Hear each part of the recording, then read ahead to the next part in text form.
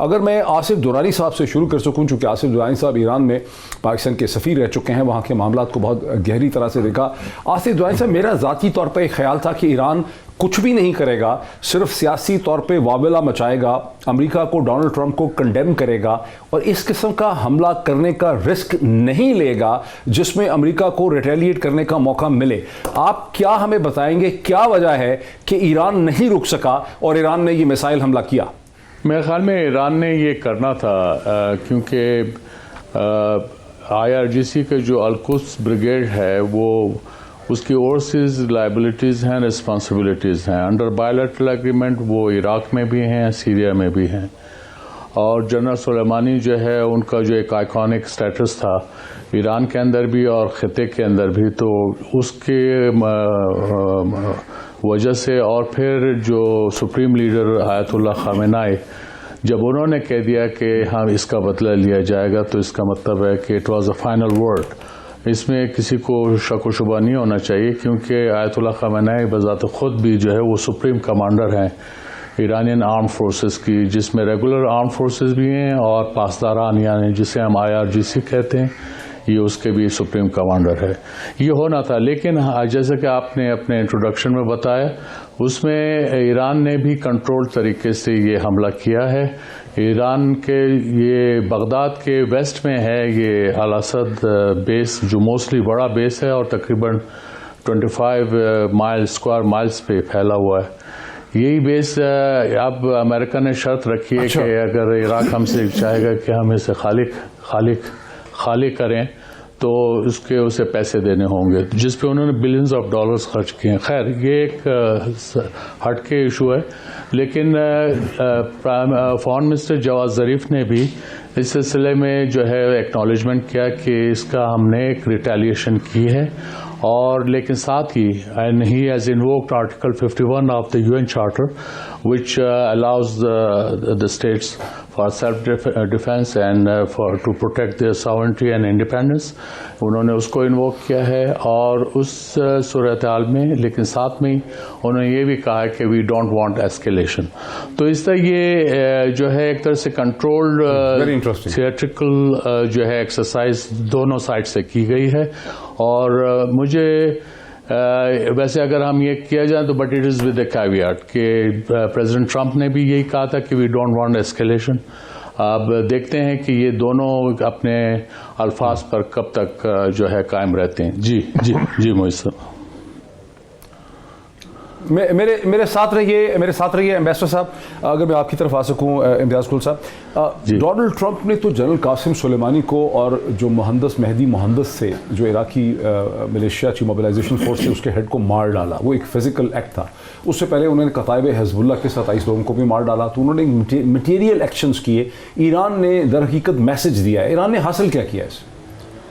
ایران نے میرا خیال ہے انٹرنلی، یعنی ایران کے اندر جتنا غم غصہ پایا جا رہا تھا اس کو کسی حد تک وہ ڈیفیوز کر پائیں گے، لیکن میں سمجھتا ہوں کہ ایرانی حکومت اس سے زیادہ کچھ کر بھی نہیں پائے گی، نہ ہی کرنا چاہے گی، اور ان کی لگتا ہے کہ انٹیلیجنس معلومات بڑی اچھی تھیں، انہیں معلوم تھا کہ کس علاقے پہ میزائل داغنے ہیں تاکہ اسے امریکیوں کا خالی پڑا ہے، اور امریکیوں کو جی، تو اس میں میرا خیال کیلکولیٹڈ موو اسی لحاظ سے تھی کہ آپ ایسا کام کریں کہ جس سے عوام بھی خوش ہو جائیں، امریکہ کو پیغام بھی چلا جائے۔ جیسے جیمز کلیپر جو امریکہ کے نیشنل انٹیلیجنس ایجنسی کے ڈائریکٹر بھی تھے، ان کا بھی یہ خیال ہے، بلکہ اور کئی لوگوں کا بھی، کہ یہ ایک پیغام دیا ہے ایران نے کہ اگر آپ نے مزید کچھ کیا تو ہم بھی کر سکتے ہیں۔ لیکن میرا خیال ہے اس پیغام میں بھی کوئی دم خم بہت زیادہ نہیں ہے، کیونکہ دیکھیے عملی طور پہ چاہے وہ ایران ہے کہ امریکی اس سے کو بہت امپریس نہیں ہوں گے، میں نہیں سمجھتا کہ وہ امپریس ہوں گے۔ جتنی ان کی لیتھل وار ٹیکنالوجی ہے، جتنے ہتھیار ہیں ان کے پاس، اور پریسائز گائیڈڈ میونیشنز ہیں، اس کی موجودگی میں نہیں سمجھتا کہ کوئی بھی ملک ایسی کوئی حرکت کرے گا، ایسی جوابی کارروائی کرے گا جس کے نتیجے میں صدر ٹرمپ وہی کام کر ڈالیں جس کی انہوں نے دھمکی دی ہے۔ اگر 3-4 بھی انہوں نے اس طرح کے حملے کر دیے تو میں سمجھتا ہوں کہ ایران کو خود اپنی حیثیت کا پتہ چل گا، اور خاص طور پہ صرف یہ بھی نہیں ہے کہ ان کے پاس ٹیکنالوجی کی برتری ہے امریکہ کو، بلکہ اگر آپ دیکھیں کہ بحرین، قطر، کویت، یونائٹڈ عرب ایمریٹس اور بشمول عراق کے ہر طرف امریکی فوجیں ہیں, امریکی اڈے ہیں, تو اتنی آسانی 80,000 کے قریب امریکی ٹروپس جو ہیں, تو ایران عملاً وہاں پہ گھرا ہوا ہے ایک لحاظ سے. اوپر ٹیکنالوجی ہے, نیچے افواج ہیں, تو اور اس کے جنوب میں اور جنوب مغرب میں, تو میرا خیال ہے ایرانیوں کو اپنی جو لمیٹیشن ہے اس کا بھی پتہ ہے. خالد خارق صاحب, امریکہ نے ایران کو باندھ کے رکھا ہوا ہے, ملیٹریلی بھی, پولیٹیکلی بھی, اکنامکلی بھی باندھ کے رکھا ہوا ہے, بے دست و پا کیا ہوا ہے. ایران کوئی رسپونڈ نہیں کر سکتا. آپ کو خیال ہے یہ صورتحال اسی طرح سے چلے گی کہ ایران کچھ کرے گا اس نرغے کو, اس حلقے کو توڑنے کے لیے؟ دیکھیں, پہلے تو میں درانی صاحب کے اور ان کی بات سے ایگری کرتا ہوں. ایران کو فیس سیونگ چاہیے تھی, پرٹیکولرلی جب خامنائی نے کہا فیس سیونگ انٹرنل چاہیے کہ ایکسٹرنل چاہیے؟ دو ڈیفرنٹ فیس سیونگز ہیں. نہیں, جب خامنائی نے کہا کہ بدل لیں گے اور کچھ نہ کرتے تو وہ پھر لاس آف فیس ہوتا.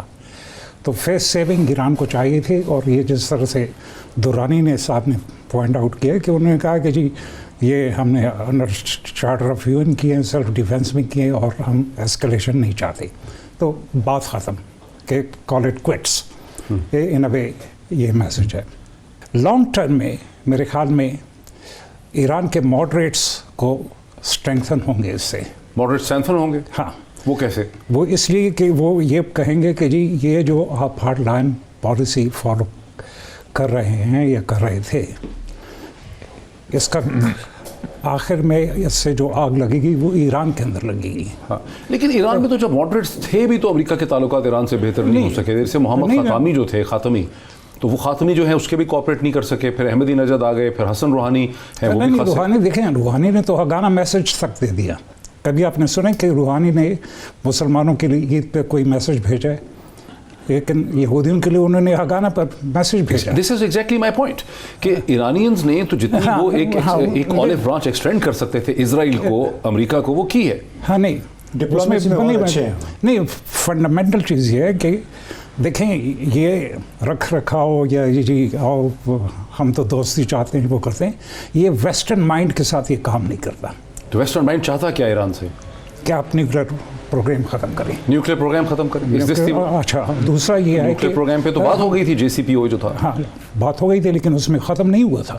اس میں 15 سال تک کی بات تھی, اور 15 سال کے بعد پھر جو ہے نا وہ یہ. اچھا, میں اس چیز کے اوپر پھر آتا ہوں. میں ذرا جنرل امجد شعیب صاحب کو اس میں لے کے آؤں. جنرل صاحب, جو post Pulwama and post Balakot Hindustan اور پاکستان کے درمیان ایکسچینجز ہوئے, مجھے اس میں شک ہے کہ جب ہندوستان نے بالاکوٹ میں پہاڑیوں پہ اپنے اسپائس مسلز اور راکٹس پھینکے, مقصد ان کا بھی یہ تھا کہ مدرسے کو ہٹ نہ کیا جائے. انہوں نے جان بوجھ کے نیچے پھینکے. وہ بھی ایک پیغام دینا چاہ رہے تھے, وہ ایک نیا اسٹریٹجک پیراڈائم اسٹیبلش کرنا چاہ رہے تھے کہ ہم ریسپونڈ کر سکتے ہیں, اور پاکستان, اسمپشن یہ تھی کہ پاکستان ریسپونڈ نہیں کرے گا.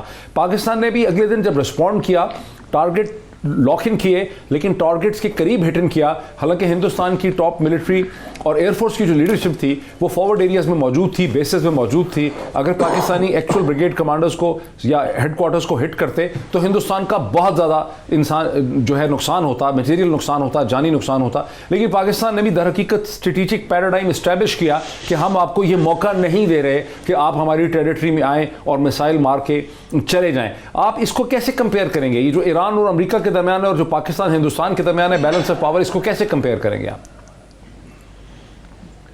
بسم اللہ الرحمن الرحیم. دیکھیے, اس میں سملیرٹی بہت زیادہ ہے.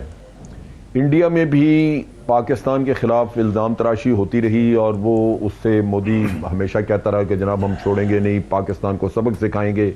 اس سے بھی ان کے پبلک میں ایک ایسی فیلنگ ڈیولپ ہو گئی کہ انڈیا جو چاہے کر سکتا ہے اور اس کو کرنا چاہیے, اور اس سے پولیٹیکل مائلیج بھی ملتی رہی مودی کو. چنانچہ وہ ان کے نیریٹو جھوٹ پہ مبنی رہے.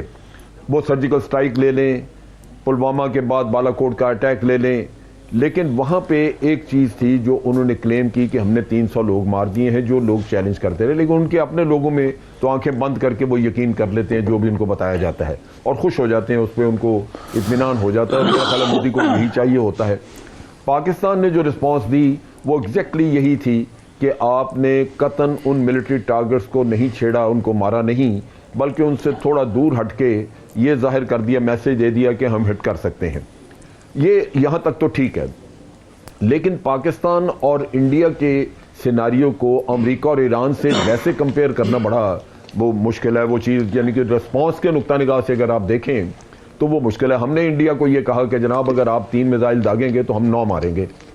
ایک کچھ نہ کچھ آپ کا کچھ بیلنس آپ نے مینٹین کیا ہوا ہے، جیسے ہم یہ کہتے ہیں کہ آپ نے ایک اسٹریٹجک بیلنس اچیو کرنے کی آپ کوشش کرتے رہتے ہیں.